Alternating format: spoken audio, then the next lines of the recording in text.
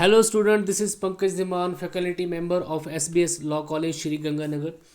Now we are going to start our next topic of the Transfer Property Act 1882, that is rule against the perpetuity.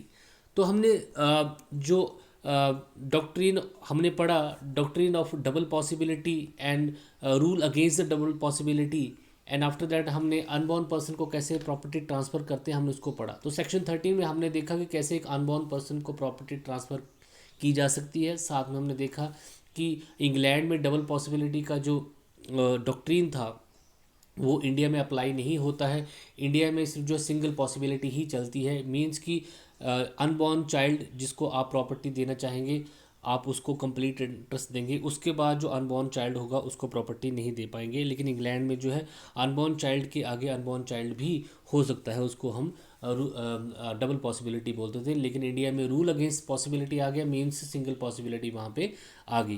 तो इसके साथ ही section 14 भी बहुत important है जो कि इसी सेगमेंट को आगे बढ़ाता है और यहाँ पे बोलता है कि कितना टाइम तक आप प्रॉपर्टी को किसी को देने से रोक सकते हैं. कितना टाइम, देखिए यहाँ पे क्या हो रहा है कि प्रॉपर्टी जो है हम बी को दे रहे हैं, जो हमने लास्ट एग्जांपल देखा, फिर हम सी को दे रहे हैं. बी अपनी लाइफ टाइम तक जो उसको होल्ड करेगा, फिर सी उसको लाइफ टाइम तक होल्ड करेगा, फिर उसके बाद डी आएगा, जब उसका जन्म होगा तो प्रॉपर्टी ट्रांसफ़र होगी. इट मीन्स आपने प्रॉपर्टी को कितना टाइम तक जो है रोक दिया है उसकी फर्दर ट्रांसफ़र करने के लिए. देखिए क्योंकि वो तो सिर्फ उसको लाइफ टाइम होल्ड ही करेंगे, उसको ट्रांसफ़र नहीं कर पाएंगे. लेकिन ये बिज़नेस का रूल है, ये देश के डेवलपमेंट के लिए बहुत ज़रूरी है कि प्रॉपर्टी की ट्रांसफ़र जो प्रॉपर्टी जो ट्रांसफ़र होती रहे from one hand to another hand, तभी जो है देश की डेवलपमेंट हो पाएगी. अगर ऐसा नहीं करेंगे तो एक ही पर्सन प्रॉपर्टी को होल्ड करके बैठेगा और वो कभी भी उसको ट्रांसफ़र नहीं कर पाएगा. ना ही देश की डेवलपमेंट होगी, ना ही ये देश की इंडस्ट्री के लिए ठीक है, ना ही जब उसका ग्रीफिंग टाइम आता है, जब उसका बुरा दौर आता है तो वो उसको अपने सही कर सकता है, उसको बेचे बिना. तो जब प्रॉपर्टी की ट्रांसफ़र होती रहती है तो देश का विकास और पर्सन की ज़रूरतें जो है पूरी होती रहती हैं. लेकिन अगर आप प्रॉपर्टी को होल्ड कर दें कि वो किसी फर्दर को ट्रांसफ़र नहीं कर पाएगा तो कहीं ना कहीं ये जो है इकॉनमी के अगेंस्ट हो जाता है. इसलिए रूल अगेंस्ट परपेचुइटी आया कि एंड ऑफ द डे आपको प्रॉपर्टी किसी को ट्रांसफ़र करने का राइट देना ही पड़ेगा, उसको बेचने का या उसका यूज़ करने का राइट किसी को सेंड करना ही पड़ेगा. तो इसी को हम रूल अगेंस्ट परपेचुइटी बोलते हैं. देखिए लास्ट एग्जाम्पल में हमने क्या देखा कि ए डी को प्रॉपर्टी देना चाहता है तो वो बी को और सी को लाइफ इंटरेस्ट दे रहा है. अब ये कितना टाइम जिएंगे, देख लीजिए कितना, डी आने से पहले ये जिएंगे. तो यहाँ पे कम से कम आपने 100 साल के लिए प्रॉपर्टी जो है इन्हीं के पास रोक दी. लेकिन सिचुएशन डिफरेंट है, जो है उसके बाद जो है देश को डेवलप होना है, डेवलपिंग प्रोसेस चलाना है, तो प्रॉपर्टी को ट्रांसफ़र करना ज़रूरी है. तो अब यहाँ पे ये क्वेश्चन सामने आता है कि ये जो डी है जिसको प्रॉपर्टी अल्टीमेटली जाएगी, क्या इसको भी होल्ड पे किया जा सकता है? इसको फाइनल इंटरेस्ट इसके जन्म लेते ही नहीं चला जाएगा, इसको भी ए जो है कम से कम 18 साल के लिए प्रॉपर्टी होल्ड करने के लिए बोल सकता है. इट मीन्स कि जब तक कि वो मेजर नहीं हो जाता जो है उसकी वो भी प्रॉपर्टी को ट्रांसफ़र नहीं कर सकता. तो बी और सी को लाइफ इंटरेस्ट दिया, लेकिन फाइनली डी को आप प्रॉपर्टी ट्रांसफ़र करने का, उसको बेचने का मौका या उसका फुल्ली उसका यूटिलाइजेशन करने का मौका देंगे. लेकिन 18 साल उस पर भी आप परपेचुइटी लगा रहे हैं, उसको रोक रहे हैं. यही, लेकिन इसके बाद आप जो है प्रॉपर्टी को ट्रांसफ़र होने से नहीं रोक सकते हैं. यही ये प्रिंसिपल बात करता है, इसी को हम डिस्कस करेंगे. The rule against the perpetuity is important in the transfer property act. This rule is based on the public policy. ये पब्लिक पॉलिसी है. The principle of public policy is that the transfer property must not be restrained perpetuity because it effect the opportunity on the business and if also stop the circulation of property. अगर हम, ये public policy का rule है कि अगर हम property की transfer को रोक देंगे, रिस्ट्रेन कर देंगे, उसको परपेचुइटी पूरे अनंत काल तक जो है, परपेचुइटी को अनंत काल बोला जाता है, अनंत काल तक उसको ट्रांसफ़र होने से रोक देंगे, तो उसका फिर जो है बिजनेस पे और प्रॉपर्टी की सर्कुलेशन पे बहुत बैड इम्पैक्ट, स्टॉप हो जाती है, सर्कुलेशन ऑफ प्रॉपर्टी स्टॉप हो जाती है. और प्रॉपर्टी का जो है सर्कुलेशन होना बहुत ज़रूरी है. This principle public policy is given place, इसलिए जो है इस प्रिंसिपल को जो है ट्रांसफर प्रॉपर्टी एक्ट के सेक्शन 14 में जगह दी गई है. ये आपने देखना. Section 14 lays down the rule against in the following terms. देखिए, no transfer of property can operate to create an interest which is to be take effect after the lifetime of one or more person living at the date on or such transfer and minority of some persons who shall be in existence. तो जैसे वो person जो है existence में आ जाता है, जैसे D का हम एग्जाम्पल ले चल रहे हैं, तो आप उसको प्रॉपर्टी को ट्रांसफ़र करने से नहीं रोक सकते हैं, यही बोला गया. रिडली जो है the rule against perpetuity is demonstrated the rule against the perpetuity means restriction by law to acquire property perpetuity. तो रूल अगेंस्ट द परपेचुइटी यही है कि जब आप प्रॉपर्टी को अनंत काल तक जो है एक्वायर करने से रोकते हैं, तो अनंत काल तक प्रॉपर्टी को एक्वायर करने से जब रोका जाता है तो उसको ही को हम रूल ऑफ अगेंस्ट परपेचुइटी बोलते हैं, क्योंकि एक टाइम के बाद उसको बेचने का राइट उसको आना चाहिए, नहीं तो वो परपेचुइटी मानी जाएगी, अनंत काल तक प्रॉपर्टी को होल्ड करने का जो है सेगमेंट आ जाएगा। इसको हम एक एग्जांपल से समझते हैं। It can be cleared by the following illustration. A transfer a property to B, C and D D's favour till their life. A B C D को उनकी लाइफ तक प्रॉपर्टी देता है, देखिए कितना लंबा हो गया, अब उनकी लाइफ कितना टाइम तक जाएगी। Last transferee is eldest son of the D who is E, और लास्ट ट्रांसफरी जिसको आप अल्टीमेट प्रॉपर्टी देना चाहते हैं वो है डी का जो सन है ई, तो इट मीन्स आप ई को प्रॉपर्टी देना चाहते हैं, तो इसके बीच में बी सी और डी को आपने लाइफ इंटरेस्ट दिया। Here when E bonds no benefit of E is vested in the property even he bonds at the time of the transfer. तो अब उसमें जो है ई के पास भी ये प्रॉपर्टी का बेनिफिट जो है एक ही टाइम नहीं आ जाएगा, but if it is arrange that so long E remain minor, तो ये जो है तभी तक उस पर लागू होगा। रूल ऑफ परपेचुइटी जो है उसको तब तक ही लागू होगा जब तक कि वो माइनर है। इट मीन्स वो जैसे मेजर होगा ये रूल अगेंस्ट परपेचुइटी बन जाएगा। तो उसको आप प्रॉपर्टी को ट्रांसफ़र करने से कब तक रोक सकते हैं? 18 साल तक। तो रूल जो परपेचुइटी का जो रूल है वो यहाँ पे ई के लिए सिर्फ 18 साल ही है। उसके बाद ई चाहे तो उस प्रॉपर्टी के साथ कुछ भी कर सकता है, उसको सेल भी कर सकता है, और ये ज़रूरी भी है देश के विकास के लिए, बिजनेस के लिए, इंडस्ट्रियलाइजेशन के लिए। No benefit of him will be vested in the property. Here it is expected against the rule against the property that when E become adult his benefit will be vested. तो जैसे वो adult हो जाएगा property जो है उसमें transfer हो जाएगी। अब देखिए पहले तो हम ये समझते हैं कि ये परपेचुइटी जो है 1882 से पहले ये परपेचुइटी का रूल था, मतलब रूल अगेंस्ट परपेचुइटी जो है 1882 में बना, इससे पहले परपेचुइटी का रूल इंडिया में था। इट मीन्स कि आप किसी को प्रॉपर्टी ऐसे ट्रांसफ़र कर सकते हैं और इस कंडीशन के साथ ट्रांसफ़र कर सकते हैं कि वो इस प्रॉपर्टी को कभी भी आगे नहीं बेचेगा। तो जब इस प्रॉपर्टी को इस तरीके से किसी को ट्रांसफ़र किया जाएगा तो प्रॉपर्टी की सर्कुलेशन जो है वो रुक जाती है, और देश के विकास के लिए, देश की डेवलपमेंट के लिए, इंडस्ट्रियलाइजेशन के लिए या देश की जो इकॉनमी के लिए कभी भी ठीक नहीं होता। इसलिए रूल अगेंस्ट परपेचुइटी जो आया और उसके अकॉर्डिंग उन्होंने बोला कि एक टाइम ऐसा आएगा जब आप प्रॉपर्टी जो किसी पर्सन को जो है अल्टीमेटली देनी ही पड़ेगी ताकि वो उसको जो है ट्रांसफ़र कर सके, उसको बेच सके और सर्कुलेशन ऑफ प्रॉपर्टी चलता रहे। तो ऐसा कोई भी रूल, ऐसा कोई भी कॉन्ट्रैक्ट नहीं किया जा सकता, ऐसे कोई भी प्रॉपर्टी ट्रांसफ़र नहीं की जा सकती जब आप किसी पर्सन को बोलें कि मैं आपको इस कंडीशन पे प्रॉपर्टी देता हूँ कि आप इस प्रॉपर्टी को फर्दर सेल नहीं करेंगे। अगर ऐसा होता है तो वहाँ पे रूल ऑफ परपेचुइटी अप्लाई हो रहा है कि अनंत काल तक वो उसके पास ही रहेगी, और यहाँ पे फिर सर्कुलेशन ऑफ प्रॉपर्टी जो है रुक जाएगा। लेकिन 1882 में जब ट्रांसफर प्रॉपर्टी एक्ट पास हुआ तो वहाँ पर उन्होंने ये रूल बनाया, rule against perpetuity. It means कि एक सर्टेन टाइम के बाद जो है उस प्रॉपर्टी की जो है सर्कुलेशन होनी ही चाहिए। तो एक अनबॉर्न पर्सन को भी जब आप प्रॉपर्टी देते हैं तो उसको भी उसके बाद जो है आप उसको माइनॉरिटी तक ही रोक सकते हैं, उसके बाद वो प्रॉपर्टी जो है उसको वेस्टेड हो जाती है, कंप्लीट रिमेनिंग इंटरेस्ट उसको मिल जाता है, और अब वो चाहे तो उसको सेल भी कर सकता है। और बी और सी जो थे इनको आप लाइफ इंटरेस्ट दे देते तो पहले आपने प्रॉपर्टी को काफ़ी तक होल्ड कर दिया था। तो देखिए अब रीजन ऑफ परपेचुइटी क्या था। अब ये देखते हैं कि ये जो परपेचुइटी हमारे इंडियन सिस्टम में थी 1882 के एक्ट के आने से पहले वो क्यों थी, इसके पीछे कुछ रीजन थे। वो क्या थे? The person who acquires property is captivated by the property and he wants that the property shouldn't be misused by his successors, so live and to make the property perpetual by the transfer of perpetuity. ऐसा इसलिए किया जाता था कि पहले property पे जो restrictions होती थी वो इस पर्पज़ से थी कि जो पर्सन होते थे वो चाहते थे कि उनकी प्रॉपर्टी का मिसयूज़ ना हो, और जो सक्सेसर्स जो हैं उसकी प्रॉपर्टी का मिसयूज़ ना करें। तो उस कंडीशन में वो क्या करते थे, प्रॉपर्टी को and the time of perpetuity he hold कर देते थे ताकि उस प्रॉपर्टी का मिस यूटिलाइजेशन जो है ना हो सके और प्रॉपर्टी जो है उसके उनके पास ही रहे।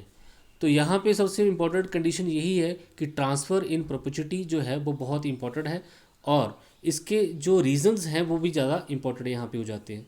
तो सेकेंड है, most person wants that they could use the property forever. Such persons believe in rebirth and they desire that they will use the property in the next life.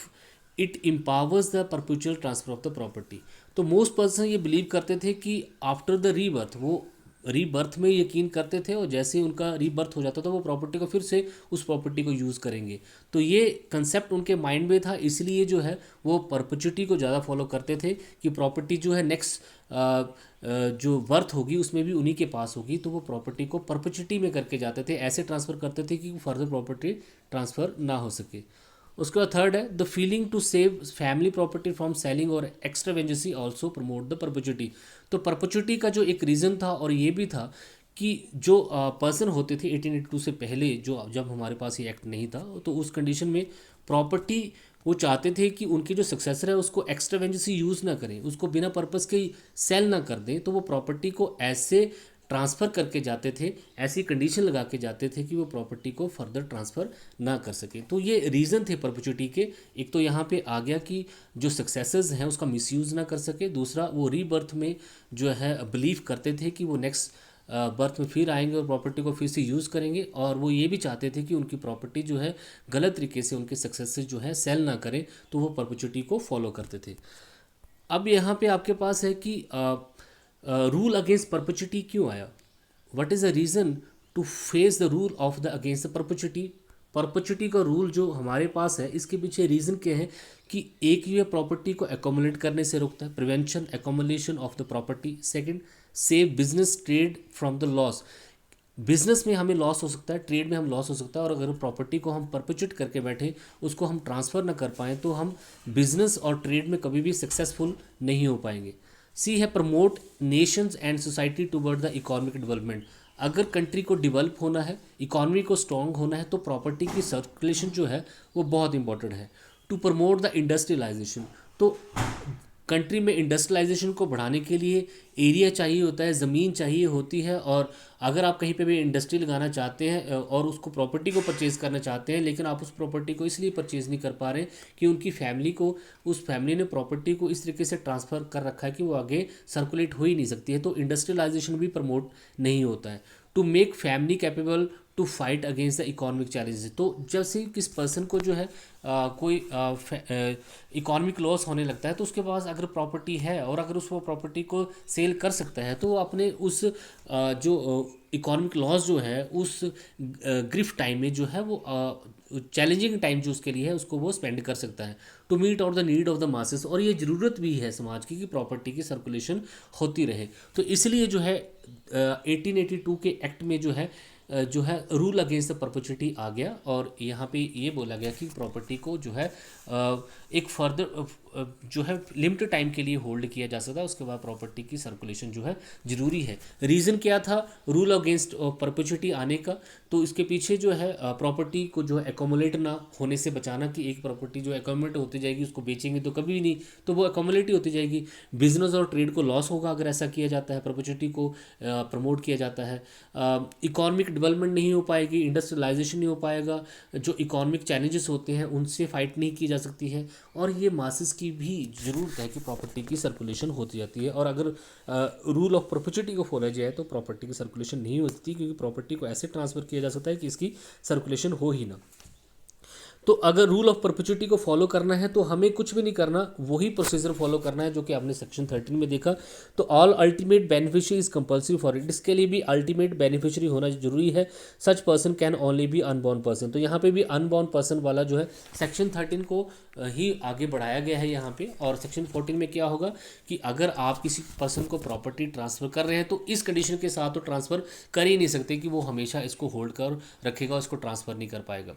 तो अब अगर आप प्रॉपर्टी जो है किसी अनबॉर्न पर्सन को देना चाहते हैं तो यहाँ पे भी प्रॉपर्टी की accumulation for the long time हो रही है, लेकिन कितना टाइम तक आप उसको होल्ड कर सकते हैं, तो इसके लिए वही रूल फॉलो होगा कि अगर आप किसी अनबॉर्न पर्सन को देना चाहते हैं तो अनबॉर्न पर्सन को आप जो है प्रॉपर्टी जो है अनकंडीशनल देखें, वो उसको जैसे मर्जी यूज़ कर सकता है। तो अब उसको कितना टाइम रखा जा सकता है उस प्रॉपर्टी को जो है उसका जो है परपेचुइटी टाइम क्या होगा, तो उसका परपेचुइटी टाइम जो है सिर्फ 18 ईयर होगा, मतलब जब तक कि वो माइनर है तब तक कि उस प्रॉपर्टी को वो जो है उसकी उस पर परपेचुइटी लगाई जाएगी, एक बैन जो उसके ऊपर लगाई जाएगी कि प्रॉपर्टी को ट्रांसफ़र नहीं कर सकता। जैसे ही वो 18 साल का हो गया उसके बाद प्रॉपर्टी जो है अल्टीमेटली वो किसी को भी ट्रांसफ़र कर सकता है, और रूल अगेंस्ट परपेचुइटी जो है यहाँ पे अलाउ हो जाएगा।